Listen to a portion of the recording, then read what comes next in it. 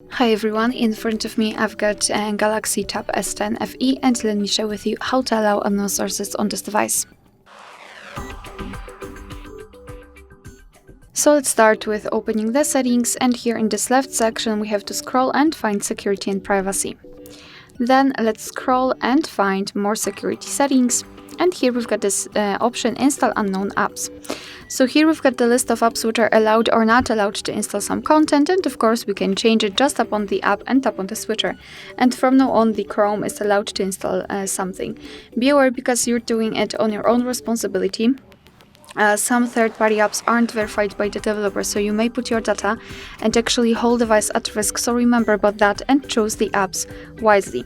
Of course, you can always remove previously granted permissions. Just tap on the app and on the switcher actually, and the app is now not allowed to install anything. Alright, so that will be all. Thank you so much for watching. Please hit the subscribe button and leave the thumbs up.